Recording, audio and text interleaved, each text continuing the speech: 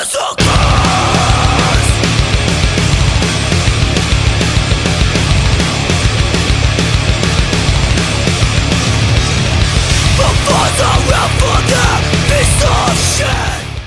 everyone, this is Craig Johnson from TrumpNews.com, and I'm here with Josh from Evergreen Terrace.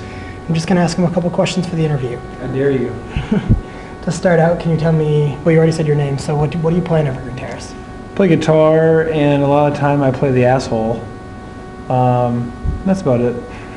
So how did Evergreen Terrace get started? Well, one day I was driving by the Star Wars convention, and I really am not a big Star Wars fan at all. And I saw these three guys dressed up like Yoda and Hans and one of the stormtroopers. And so me and my friend, we started throwing shit at them, and then it turned into an actual physical fight. And that turned out to be Drew, Craig, and our old bass player Jason, because they're all Star Wars fucking nerds. And then later I met them at a show, and they were like, "Hey, didn't you beat the shit out of me?" And I was like, "Yeah, I did. You guys are Star Wars geeks, right?" And they're like, "Yeah." And then it was weird because they were in a local band and I was in a local band, and we started playing shows together. And then we put the Star Wars stuff aside, and then we decided to start a band. Awesome. So when writing music, does Evergreen Terrace have any main influences? Their influence would mostly be alcohol, and mine would be to get them drunk enough where they do something that's really harmful to themselves. That's about it. Okay. I like how you just accept any of these answers. Okay. So, that sounds good. So you guys just released a new album maybe about a year ago? September, yeah. Yeah, September. Yeah. How's the response been since that release? It's been great. It went double platinum. We're sold out tonight here at Rocketown. And, I couldn't ask for more. But no, it's going good. So we're going to play Costa Rica on it. Well, since you guys released an album kind of a little while ago, and this one has been doing really good, do you guys have any plans for a new album? Yeah, we're thinking about possibly doing one in 2011. So we haven't started writing for it yet. We've got a few riffs here and there, but nothing solid. We're touring until the end of the summer, and then we'll just kind of see if we want to start writing then or the beginning of next year. But there'll definitely be another record coming out. Awesome. So since you just said you're touring through the summer, do you know any of those upcoming tours that you can let us know about? In May we're doing Australia with a band called Casey Jones, and then in June and July we're going over to Europe to play a lot of the summer festivals, and then we'll be coming back to the States to do the Thrash and Burn tour, which is at the end of the summer. Who's on the Thrash and Burn tour this year? Mark, have they announced that yet? Yeah. Have they? Okay. I don't know what it is. I didn't know if I could get in trouble for... No, they haven't announced the dates. No. Not that I care about getting in trouble. It's like Megadeth, Slayer, And Pee Wee Herman.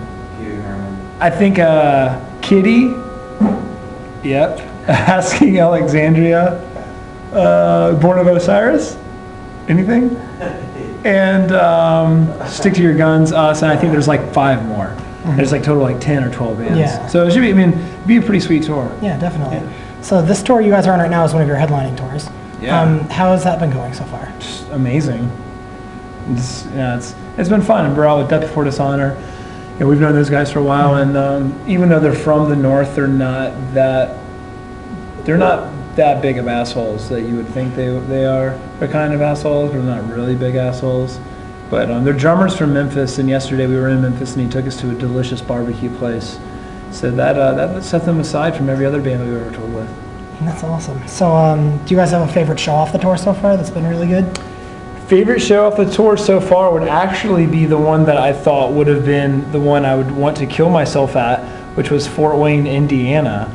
But that was actually a crazy show. Really? And hopefully tonight will be equally as crazy. But yeah, it was just one of those nights where it ended up with, half the crowd on the stage, and we were on people's shoulders, and it just felt like I was at a Andrew WK show rather than an Evergreen Terrace show.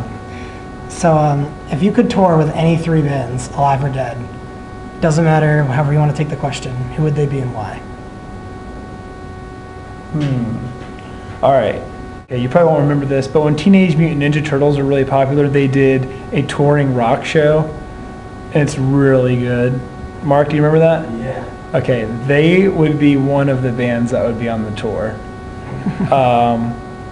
Queen, just because I've never been able to see them, obviously, with Freddie Mercury. And the last band would, I'm just going to go ahead and say ICP. Because, I mean, come on, whoop whoop. You know what I'm saying? So, for you personally, what's something that your fans might not know about you? What's something that my fans don't know about me? Yeah. I love Lifetime movies. Do you ever watch Lifetime? My mom watches Lifetime. It's fucking great. I love it. I think that's it. Anything else they don't know, they probably don't want to know. So, Evergreen Terrace has been a band for quite a while now. Right. What do you take as your craziest show or tour experience in being in this band? Well, see,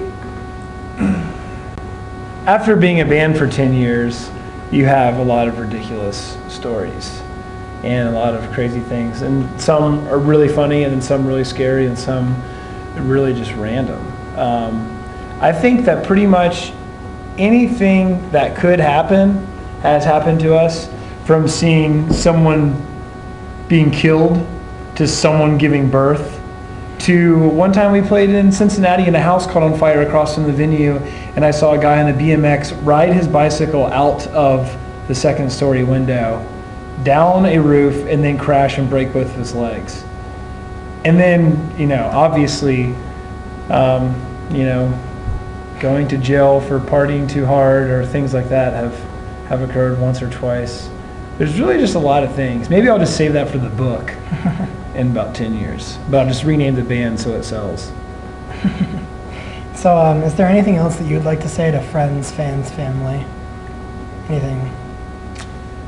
My friends, I don't know why you've betrayed me as much as you have over these few years. My family, that same as it goes with you. I don't love you. And the fans, well, our relationship. Awesome. Well, thank you so much. Sweet. And Thanks, dude. And that's the awkward conversation with Josh from Evergreen Terrace. Craig Johnson, Shred News, Evergreen Terrace. Thanks, everybody.